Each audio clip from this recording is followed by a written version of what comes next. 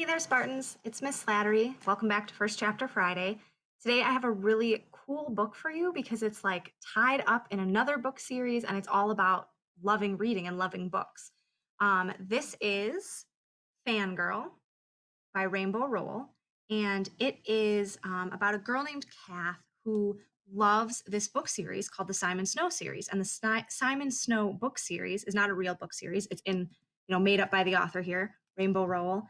And it's about this boy wizard who goes to a fancy magic boarding school. And there's 7 books in the series. And if that sounds familiar, it's because Simon Snow is very clearly modeled off of the wildly popular Harry Potter series. So Cath loves Simon Snow. She loves writing her own fan fiction stories about Simon Snow, and it's kind of been her whole world.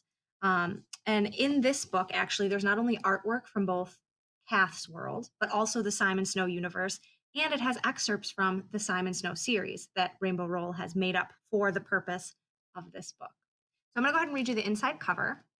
And this one's like I mentioned, it says it's a coming of age tale of fan fiction, family, and first love. Cath is a Simon Snow fan.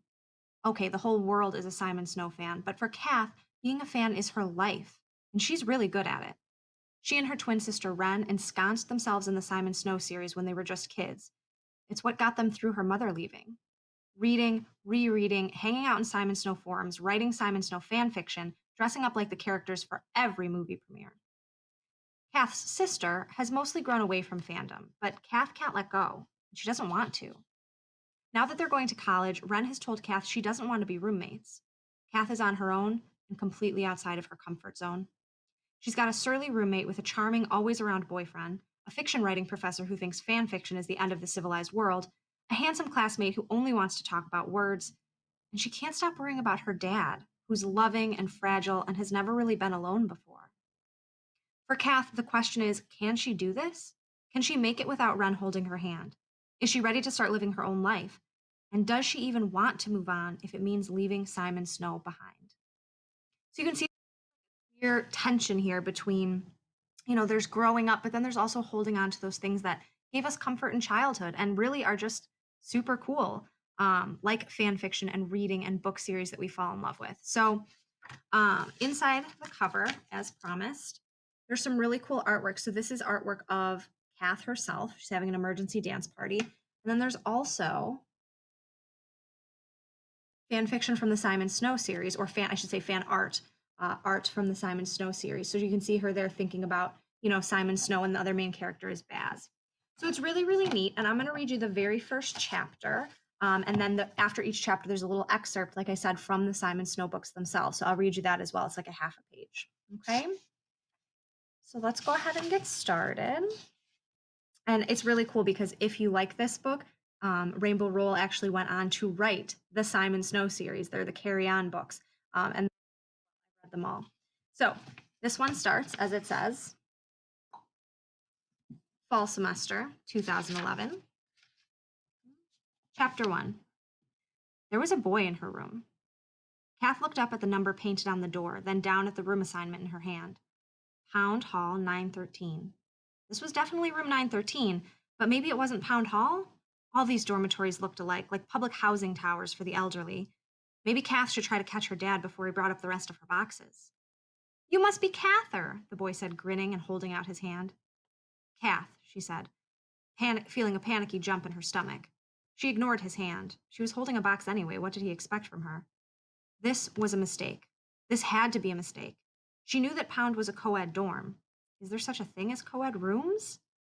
The boy took the box out of her hands and set it on an empty bed. The bed on the other side of the room was already covered with clothes and boxes. Do you have more stuff downstairs? He asked.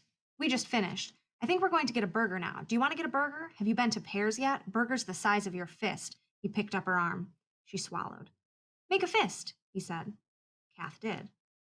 Bigger than your fist, the boy said, dropping her hand and picking up the backpack she'd left outside the door.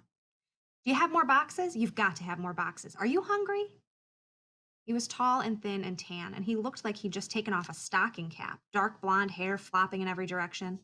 Cath looked down at her room assignment again. Was this Reagan? Reagan! The boy shouted happily. Hey, look, your roommate's here. A girl stepped around Cath in the doorway and glanced back coolly. She had smooth auburn hair. Reagan, Cather, Cather, Reagan, he said. Cath, Cath said. Reagan nodded. I took this side, she said, nodding to the pile of boxes on the right side of the room. But it doesn't matter. If you've got feng shui issues, feel free to move my stuff. She turned to the boy. Are you ready? He turned to Cath. Coming? Cath shook her head. When the door shut behind them, she sat on the bare mattress that was apparently hers. Feng shui was the least of her issues, and laid her head against the cinder block wall. She just needed to settle her nerves, to take the anxiety she felt like black static behind her eyes and an extra heart in her throat and shove it all back down to her stomach where it belonged, where she could at least tie it into a nice knot and work around it. Her dad and Wren would be up any minute, and Cath didn't want them to know she was about to melt down. If Cath melted down, her dad would melt down. And if either of them melted down, Wren would act like they were doing it on purpose just to ruin her perfect first day on campus, her beautiful new adventure. You're going to thank me for this, Wren kept saying. The first time she'd said it was back in June. Cath had already sent in her university housing forms, and of course she'd put Wren down as her roommate. She hadn't thought twice about it. The two of them had shared a room for 18 years. Why stop now? We've shared a room for 18 years, Wren argued. She was sitting at the head of Cath's bed, wearing her infuriating, I'm the mature one face. And it's worked out great, Cath said, waving her arm around their bedroom, at the stack of books and the Simon Snow posters, at the closet where they had shoved all their clothes, not even worrying most of the time about what belonged to whom. Cath was sitting at the foot of the bed, trying not to look like the pathetic one who cries. This is college, Wren persisted. The whole point of college is meeting new people. The whole point of having a twin sister, Cath argued, is not having to worry about this sort of thing. Freaky strangers who steal your tampons and smell like salad dressing and take cell phone photos of you while you sleep. Wren sighed. What are you even talking about? Why would anybody smell like salad dressing? Like vinegar, Cath said. Remember when we went out on the freshman tour and that one girl's room smelled like Italian dressing? No. Well, it was gross.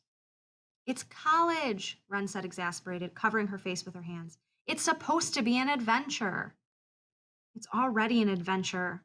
Cath crawled up next to her sister and pulled Wren's hands away from her face. The whole prospect is already terrifying. We're supposed to meet new people, Wren repeated. I don't need new people. And that just shows how much you need new people. Wren squeezed Cath's hands. Cath, think about it. If we do this together, people will treat us like we're the same person. It'll be 4 years before anyone can even tell us apart. All they have to do is pay attention. Cath touched the scar on Wren's chin just below her lip. Sledding accident. They were 9, and Wren was on the front of the sled when it hit the tree. Cath had fallen off the back into the snow. You know I'm right, Wren said. Cath shook her head. I don't. Cath, please don't make me do this alone. You're never alone, Wren said, sighing again. That's the whole point of having a twin sister. This is really nice, their dad said, looking around pound 913 and setting a laundry basket full of shoes and books on Cath's mattress. It's not nice, Dad, Cath said, standing stiffly by the door. It's like a hospital room but smaller, and without a TV. You've got a great view of campus, he said. Wren wandered over to the window. My room faces a parking lot. How do you know? Cath asked. Google Earth. Wren couldn't wait for all this college stuff to start. She and her roommate, Courtney, had been talking for weeks. Courtney was from Omaha, too. The two of them had already met and gone shopping for dorm room stuff together. Cath had tagged along and tried not to pout while they picked out posters and matching desk lamps. Cath's dad came back from the window and put an arm around her shoulders. It's gonna be okay, he said. She nodded. I know. Okay, he said, clapping. Next stop, Shram Hall. Second stop, pizza buffet. Third stop, my sad and empty nest. No pizza, Wren said. Sorry, Dad, Courtney and I are going to the freshman barbecue tonight. She shot her eyes at Cath. Cath should go too.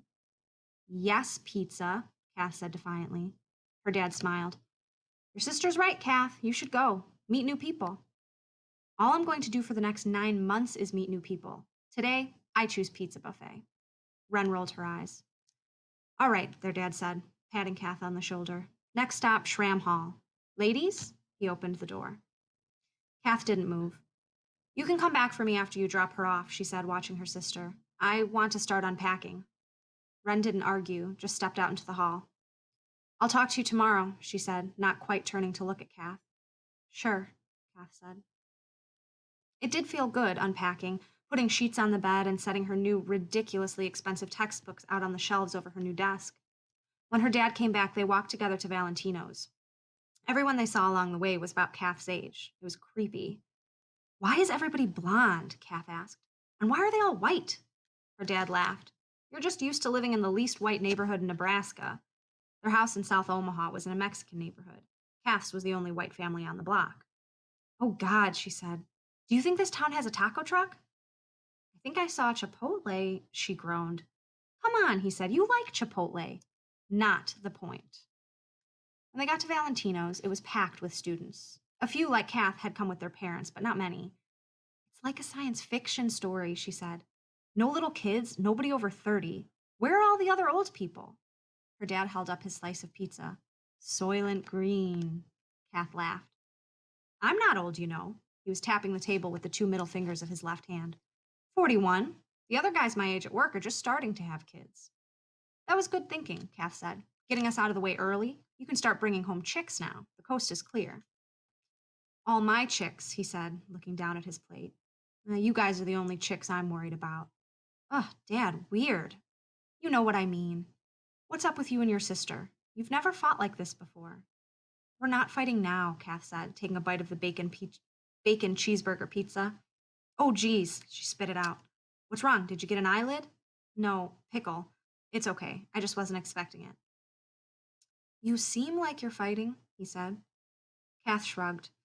She and Wren weren't even talking much, let alone fighting. Wren just wants more independence. Sounds reasonable, he said. Of course it does, Kath thought. That's Wren's specialty. But she let it drop. She didn't want her dad to worry about this right now. She could tell by the way he kept tapping the table that he was already wearing thin. Way too many normal dad hours in a row. Tired? She asked. He smiled at her apologetically and put his hand in his lap. Big day. Big, hard day. I mean, I knew it would be. He raised an eyebrow. Both of you, same day, whoosh. Still can't believe you're not coming home with me. Don't get too comfortable. I'm not sure I can stick this out a whole semester. She was only slightly kidding, and he knew it. You'll be fine, Cath. He put his hand, his less twitchy hand, over hers and squeezed. And so will I, you know? Cath let herself look in his eyes for a moment. He looked tired, and yes, twitchy, but he was holding it together.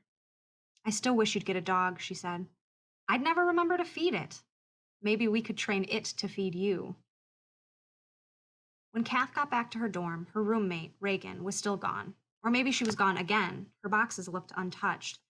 Cath finished putting her own clothes away, then opened the box of personal things she'd brought from home. She took out a photo of herself and Wren and pinned it to the corkboard behind her desk. It was from graduation. Both of them were wearing red robes and smiling. It was before Wren cut her hair. Wren hadn't even told Cath she was going to do that. Just came home from work at the end of the summer with a pixie cut. It looked awesome, which probably meant it would look awesome on Cath, too. But Cath could never get that haircut now, even if she could work up the courage to cut off 15 inches. She couldn't single white female her own twin sister. Next, Cath took out a framed photo of their dad, the one that had always sat on their dresser back home. It was an especially handsome photo, taken on his wedding day. He was young and smiling, and wearing a little sunflower on his lapel. Cath set it on the shelf above her desk. Then she set out a picture from prom of her and Abel. Cath was wearing a shimmering green dress, and Abel had a matching cummerbund. It was a good picture of Cath, even though her face looked naked and flat without her glasses. And it was a good picture of Abel, even though he looked bored. He always looked kind of bored.